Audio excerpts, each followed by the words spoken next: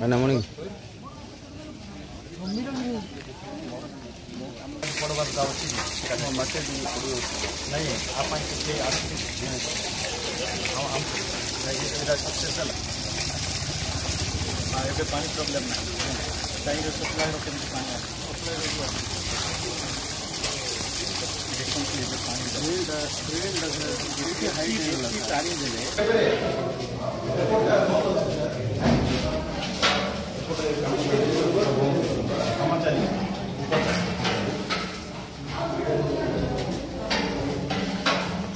এটা চালুଛି ଆଗୁଆ ଚାଲୁଛି ଏପଟଟା ବନ୍ଦ ଅଛି ନା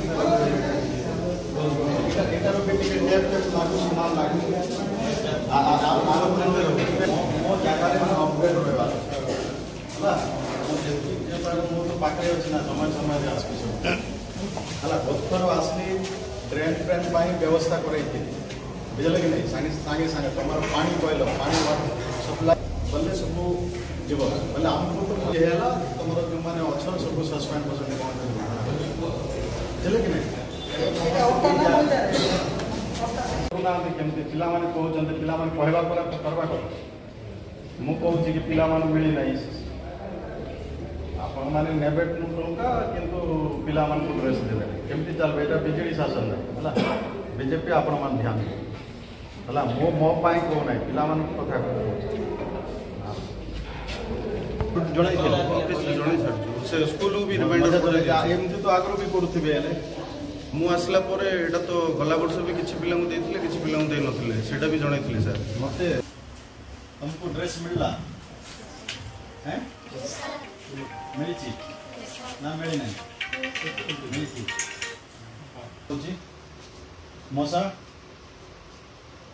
ମଶାରୀ ଦେଇଛନ୍ତି କି ନାହିଁ ମଶାରୀ ନାହିଁ ମଶା ରାତିରେ ତମେ ଠିକ୍ ଅଛି ଯଦି କିଛି ଯଦି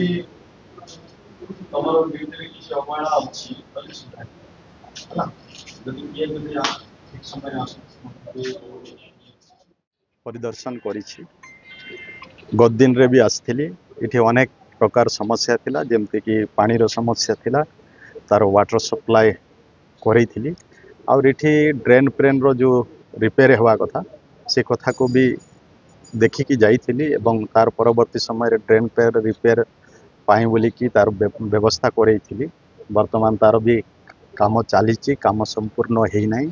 ସେ କାମ ବି ଦେଖିଛି ଆଗାମୀ ଦିନରେ ଶୀଘ୍ର କେମିତି ହେବ ସେମାନଙ୍କୁ ଯେଉଁମାନେ କରୁଛନ୍ତି ସେମାନଙ୍କୁ ବି ତାଗିଦ କରିଛି ଶୀଘ୍ର କରିବା ପାଇଁ ଆଉ କେମିତି ଅନେଶା ହଷ୍ଟେଲ ମାନଙ୍କରେ ସଫାସୁତୁରା କେମିତି ରହିବ ଆଉ ସେଥିର ଯେଉଁମାନେ ଷ୍ଟାଫ୍ ଅଛନ୍ତି ସେ ଷ୍ଟାଫ୍ ମାନେ କେମିତି ସମାନ ରହି ସମାନ ଭାବରେ ସେମାନେ କେମିତି ଡ୍ୟୁଟି କରିବେ ଯଦି କିଛି ଅବହେଳା ହେଉଛି ଆଉ ଏଥିରେ କାହାକୁ ବି ମାପ ଦିଆଯିବ ନାହିଁ ଯଦି କିଛି ଅବହେଳା ହେଉଛି ଆମେ ଦେଖିବୁ ଓଡ଼ିଶାର ସବୁ ଅନେଶା ହଷ୍ଟେଲ ବାକି ହଷ୍ଟେଲ ସ୍କୁଲ ମାନଙ୍କରେ ବି ଠିକ୍ ଭାବରେ ଚାଲିବାର ଅଛି ଆଉ ଯିଏ ବି ଯଦି ଏଥିରେ କୌଣସି ପ୍ରକାର ଖିଲାପ କରୁଛି ତାକୁ ସାଙ୍ଗେ ସାଙ୍ଗେ ଆମେ ଆକ୍ସନ୍ ନେବାକୁ ବି ବାଧ୍ୟ ହେବୁ ତେଣୁ ଏବେ ମୁଁ ସମସ୍ତଙ୍କୁ ମେସେଜ ଦେବା ପାଇଁ ଚାହୁଁଛି ଏଥିରେ କୌଣସି ପ୍ରକାର କମ୍ପ୍ରମାଇଜ୍ ହେବା କଥା ନୁହଁ ସବୁ ହଷ୍ଟେଲ ଗୁଡ଼ାକ ଯେଉଁମାନେ ହଷ୍ଟେଲର ଦାୟିତ୍ୱରେ ଅଛନ୍ତି ସେମାନେ ଠିକ୍ ଭାବରେ ହଷ୍ଟେଲକୁ ଚଲାନ୍ତୁ ଆଉ ସମସ୍ତେ ଯେଉଁମାନେ ରହିବା କଥା ଯେହେତୁ ଛୋଟ ଛୋଟ ପିଲାମାନେ ରହୁଛନ୍ତି ମେଟ୍ରୋନ ହଉ ୱାର୍ଡେନ୍ ହଉ ସେମାନଙ୍କର ଡ୍ୟୁଟି ବି ସେମାନେ ଠିକ୍ ଭାବରେ କରିବା ଆବଶ୍ୟକତା ଅଛି ସେଥିପାଇଁ ମୁଁ ଆଜି ଅଚାନକ ମୋ ଏରିଆର ଉମରକୋଟର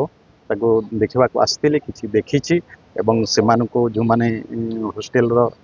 ଇନଚାର୍ଜ ଅଛନ୍ତି ଆଉ ବାକି ଷ୍ଟାଫ୍ ଅଛନ୍ତି ସେମାନଙ୍କୁ ବି ସମସ୍ତଙ୍କୁ ତାଗିଦ କରିଛି ସେମାନେ ଆଗାମୀ ଦିନରେ ଠିକ୍ କରିକି ଯେମିତି ରଖିବେ ପରବର୍ତ୍ତୀ ଆସିବା